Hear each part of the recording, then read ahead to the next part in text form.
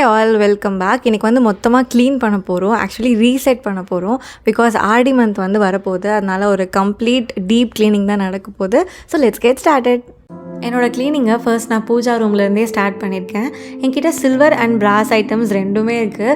அது என்னவோ பூஜை ரூம் க்ளீன் பண்ணாலே ஒரு மெஜாரிட்டி பெரிய பார்ட் ஆஃப் க்ளீனிங் முடித்த மாதிரி தான் இருக்கும். ஸோ அதனால் அதுலேருந்தே ஸ்டார்ட் பண்ணுறது. எனக்கு பர்டிகுலராக க்ளீனிங் ஸ்கெடியூல் மாதிரி எதுவுமே இல்லை. But I will make sure கண்டிப்பாக நான் வந்து வாரத்துக்கு ஒரு தடவை இல்லை 2 வாரத்துக்கு ஒரு தடவை எல்லாமே க்ளீன் பண்ணிவிடுவேன். ஒர்க்கிங் அப்படின்றதுனால நமக்கு கிடைக்கிற அந்த கொஞ்சம் டைமில் இது எல்லாமே கவர் பண்ணணும், வீடையும் பார்த்துக்கணும். கொஞ்சம் டிஃபிகல்ட்டான டாஸ்க் தான் இருக்குது. உங்களுக்கு உங்களுடைய க்ளீனிங் ஸ்கெடியூல் ஏதாவது இருந்துச்சுன்னா கண்டிப்பாக கமெண்ட் செக்ஷனில் சொல்லுங்கள், நானும் தெரிஞ்சுக்கிறேன். பிராஸ் ஐட்டம்ஸ் பொறுத்த வரைக்கும் 2 வாரத்துக்கு ஒரு தடவை க்ளீன் பண்ணாலே போதும், பெரிய அளவில் எதுவுமே வந்து படியாது. ஆனால் சில்வர் அப்படி கிடையாது. வாரத்துக்கு ஒரு தடவை க்ளீன் பண்ணாலுமே டக்குன்னு ஆக்சிடைஸ் ஆகி பிளாக் அங்கங்கே படிய ஆரம்பிச்சிரும். சில்வருக்கு நான் யூஸ் பண்ணுற க்ளீனிங் லிக்விட் வந்து இந்த ரூபெரி க்ளீனிங் லிக்விட் தான். ஒரு மேஜிக் மாதிரி ஒர்க் ஆகும். பார்க்குறீங்கல்ல நீங்களே, ஆக்சிடைஸ் ஆகிருக்க எல்லா ஏரியாலையுமே நீங்கள் ஒரு வைப் மட்டும் பண்ணால் போதும், சும்மா பலன்னு இப்போ தான் நம்ம ஷாப்லேருந்து வாங்கிட்டு வந்த மாதிரி இருக்கும். நீங்கள் சில்வரில் ஐடல்ஸ்லாம் வச்சுருக்கீங்கன்னா கண்டிப்பாக இதை நீங்கள் யூஸ் பண்ணி பார்க்கணும். என்கிட்ட சில்வரில் ஐடல்ஸ் இருக்குது. சின்ன இன்ட்ரிகேட் டிசைன்ஸ்லாம் பண்ணியிருப்பாங்க. இப்போ நெக்ஸ்ட் நான் உங்களுக்கு காட்டுறேன். விநாயகர் சிலை ஒன்று இருக்குது. அதில் பூ வச்சுருக்கிற மாதிரி எல்லாமே இருக்கும். ரொம்ப க்யூட்டான டிசைன்ஸாக இருக்கும்.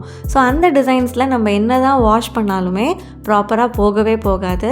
அந்த மாதிரி இருக்கிற இடத்துல காட்டனில் நீங்கள் ரூபெரியை வந்து டிப் பண்ணிவிட்டு அந்த இடத்துல வச்சாலே போதும், இன்ஸ்டண்ட்டாக எல்லா ஸ்டெயின்ஸுமே ஈஸியாக ரிமூவ் ஆயிரும். ஆல்சோ நம்ம கடையிலேருந்து வாங்கிட்டு வந்த மாதிரி நம்மளுடைய பூஜா ஐட்டம்ஸ் அண்ட் ஐடல்ஸை நீட்டாக மெயின்டைன் பண்ண முடியும். காஷன் அண்ட் அட்டென்ஷன், நீங்கள் இந்த மாதிரி liquids and cleaning agents use பண்ணும்போது கண்டிப்பாக க்ளவுஸ் போட்டுட்டு தான் யூஸ் பண்ணணும்.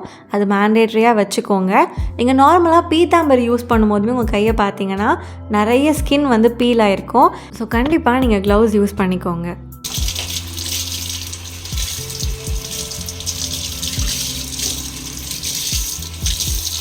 இந்த லிக்விட் நார்மலாக இருக்க க்ராசரி ஸ்டோர்ஸ் இல்லை சூப்பர் மார்க்கெட்ஸ் எங்கே வேணாலும் கிடைக்கும். இதோட ப்ரைஸ் வந்து பார்த்தீங்கன்னா 110 rupees. ஸோ நான் இந்த ஒரு பாட்டில் வாங்கினேன்னா எனக்கு 4 to 5 months தாராளமாக வரும். ஒரு வழியாக என்னோடய சில்வர் பூஜா ஐட்டம்ஸ் எல்லாமே க்ளீன் பண்ணி ஓரமாக ட்ரைக்கு வச்சுட்டேன். அதுக்கப்புறம் நான் க்ளீன் பண்ண போகிறது வந்து பிராஸ் ஐட்டம்ஸ் தான். பிராஸ் ஐட்டம்ஸ்க்கு சேம் ப்ரொசீஜர். பிராஸ்க்கு நான் யூஸ்வலாக யூஸ் பண்ணுறது பீத்தாம்பரி தான். பட் அந்த பேக்கெட்டில் வைக்காமல் நான் அதை வந்து கட் பண்ணி என்கிட்ட ஆல்ரெடி இருந்த ஒரு பிளாஸ்டிக் பாட்டிலில் போட்டு வச்சுருவேன். பேக்கெட்டில் வச்சிங்கன்னா ஒரே ஒரு விஷயம் என்ன ஆகும்னா அப்பப்போ கட்டி போகும். இந்த மாதிரி ஏர்டைட் கண்டெய்னர்ஸில் வச்சா அது கட்டி போகாது. ஸோ ஈஸியாக மெயின்டைன் பண்ணலாம். நீங்கள் any packaging any bottles use பண்ணிக்கலாம். ஆல்ரெடி உங்களுக்கு ஏதாவது வந்திருக்கோம்ல, நான் என்னோடய பியூட்டி பிளெண்டர்ஸ் வந்து அந்த பாட்டில் தான் யூஸ் பண்ணேன். இதுக்கும் சேம் ப்ரொசீஜர் தான். காட்டனில் டிப் பண்ணி அண்ட் தென் நல்லா ஸ்க்ரப் பண்ணிவிட்டு ஒரு 5 minutes ஆனால் இதில் நான் விட்டுருவேன். அதுக்கப்புறம் வாஷ் பண்ணால் எல்லா ஐட்டம்ஸுமே பழையபடி வந்து நல்லா ஷைன் அண்ட் ஃபைனாக மாறிடும். என்னோடய சில்வர் அண்ட் பிராஸ் ஐட்டம்ஸ் போக என்கிட்ட ஒரு கௌரி செட் இருக்குது.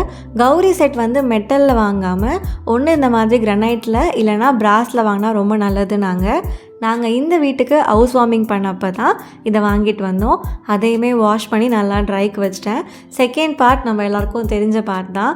எல்லா சாமி படத்தையும் எடுத்து தொடச்சி அண்ட் தென் மஞ்சள் குங்குமம் வைக்கிறது. ஸோ இந்த சாமி படத்தில் எனக்கு ரொம்ப பிடிச்ச விஷயம் என்னென்னா, எங்கள் வீட்டில் நாங்கள் ஒரு கோயில் போயிட்டு வந்தப்போ வாங்கிட்டு வந்த படம் தான். ஹவுஸ் வார்மிங் பண்ணப்போ வாங்கின அந்த 5 படம், மேல்மருவத்தூர் கோயிலுக்கு போகினப்போ வாங்கின அம்மன் படம், சவுத் ஷீரடி திருச்சியில் இருக்க சாய்பாபா கோயிலுக்கு போனப்போ வாங்கின சாய்பாபா சிலை. ஸோ இந்த மாதிரி எல்லாமே ரொம்ப close to my heart, close to our ஹார்ட்னே சொல்லலாம். ஸோ அந்தந்த இடத்துல வாங்கி இந்த படத்தை வச்சுருக்கோம். பார்க்கும்போதெல்லாம் அந்த கோயிலுக்கு விசிட் பண்ண மெமரிஸ் எல்லாமே ரெக்கலெக்ட் ஆகும். எல்லாமே sweet memories and also divine experience. By the time நான் இதெல்லாம் முடிக்கிறதுக்குள்ளே எல்லா பூஜா ஐட்டம்ஸ் வாஷ் பண்ணி வச்சது காஞ்சிருச்சு. ஸோ அதையும் எடுத்து லைட்டாக ஒரு ட்ரை வைப் பண்ணிவிட்டு அதுக்கும் வந்து சந்தனம் குங்குமம்லாம் வைக்க ஆரம்பிச்சிட்டேன். எல்லாத்துக்கும் வச்சு முடிச்சுட்டு சாமி ரூம் அரேஞ்ச் பண்ணி முடிக்கிறதுக்கே கிட்டத்தட்ட half a day வந்து போயிடுச்சு.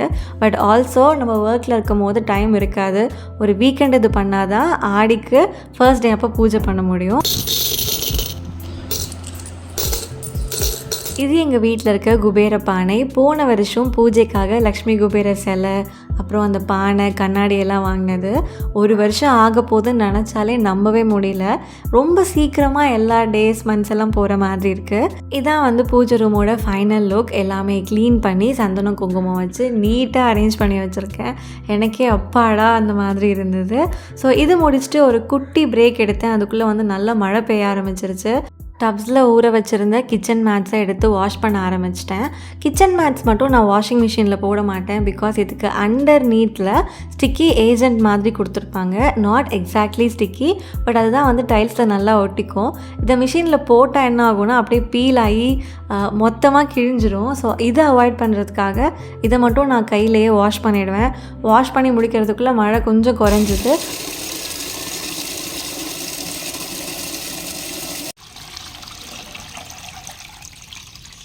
இது வந்து கிச்சன் மேட் செட்டு. ஒரு ரன்னர் அண்ட் ஒரு ஷார்ட் மேட் மாதிரி கொடுத்துருப்பாங்க. ரொம்ப சாஃப்டாக இருக்கும் அண்ட் கிச்சனோட எக்ஸாக்ட் லென்த் வந்து கவர் ஆகும். இதை மெயின்டைன் பண்ணுறது தான் கொஞ்சம் வேலையாக இருக்குது. பட் ஸ்டில் கொஞ்சம் நீட்டாக இருக்கணும்னா மெயின்டைன் பண்ணி தானே ஆகணும். ஒரு வழியாக first wash and second wash பண்ணிவிட்டு அண்ட் தென் வந்து வெளியே ட்ரை பண்ணிட்டேன். கொஞ்சம் நேரம் தான் கண்டிப்பாக ட்ரை ஆகும். அதுக்கப்புறம் மழை திருப்பி ஸ்டார்ட் ஆச்சுன்னா வீட்டுக்குள்ளே தான் போடணும். பட் அது வரைக்கும் இருக்கட்டுமேன்னு சொல்லி ட்ரை பண்ணிவிட்டு நெக்ஸ்ட் என்னோட அடுத்த வேலைக்கு போயிட்டேன். ஃபால் சீலிங் க்ளீன் பண்ணுறது, மேலே இருக்க டஸ்ட் ஒட்டடை எல்லாமே தட்டி விடுறது, ஃபேன் துடைக்கிறது, இதெல்லாம் என்னோடய ஹஸ்பண்டோட வேலை. நாங்கள் எங்களோட க்ளீனிங்கில் வந்து பிரிச்சுப்போம். எதெல்லாம் நான் பண்ணுறது, எதெல்லாம் அவங்க பண்ணுறது அந்த மாதிரி. ஃபால் சீலிங்கில் அடிக்கடி இந்த ப்ராப்ளம் ஆகுது. நிறைய டஸ்ட் அக்யூமுலேட் ஆகுது. இந்த மாதிரி இந்த ரோலர் டஸ்டர் வச்சு தான் நாங்கள் அதையுமே க்ளீன் பண்ணுறோம். அப்படியே வந்து வெளியே இருக்க கதவு எல்லாத்தையும் தொடச்சிட்டு பார்த்தா எங்கே தான் இவ்வளோ குப்பை இருக்குன்னே தெரியாது. நான் அட்லீஸ்ட் ஒன்ஸ் இல்லை த்ரைஸ் ஒரு டே ஆகுது க்ளீன் பண்ணிவிடுவேன். இருந்தாலும் அவ்வளோ குப்பை வந்துச்சு.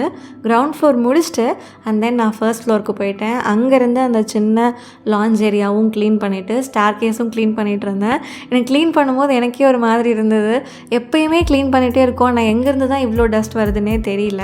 ஆனால் இதுக்கு ஒரு ஜஸ்டிஃபைபிள் ரீசன் என்னென்னா, எங்களோட கேட்டட் கம்யூனிட்டியில் இன்னும் கன்ஸ்ட்ரக்ஷன்ஸ் போயிட்டுருக்கு.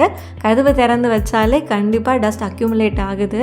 ஸோ அதனால தான் அப்படின்ற மாதிரி நாங்களே சொல்லிவிட்டு எங்களோட ஒர்க்கை வந்து கண்டினியூ பண்ணிகிட்டு இருந்தோம். ஃபைனலி மாப்பிங் தான். எல்லா ரூம்ஸ்க்கும் மாப் பண்ணி முடிக்கும் போது இட் வாஸ் அரௌண்ட் 5:30 PM. ஒரு மொத்த வீடு க்ளீன் பண்ணுறதுக்கு, மாப் பண்ணுறதுக்கு, டஸ்ட் பண்ணுறதுக்கு ஆல்மோஸ்ட் ஒரு ஹோல் டே ஆகியிருக்கு. என்ன தான் ரொம்ப டயர்டாக இருந்தாலும் ஃபைனலி வீடு பார்க்கும்போது ரொம்ப பரவாயில்ல, இட்ஸ் ஆல் வர்த் இட் அந்த மாதிரி ஒரு ஃபீலிங் தான் இருந்தது. நீங்களும் எல்லோரும் க்ளீனிங் ஸ்டார்ட் பண்ணியிருப்பீங்கன்னு நினைக்கிறேன். ஸோ இந்த ஆடிக்கு உங்கள் எல்லாருக்குமே வந்து நிறைய குட் திங்ஸ், ப்ராஸ்பேரிட்டி அண்ட் நிறைய நல்ல நல்ல விஷயம் நடக்கணும்னு நான் வேண்டிக்கிறேன். Meet you all again another video. Until then, bye bye.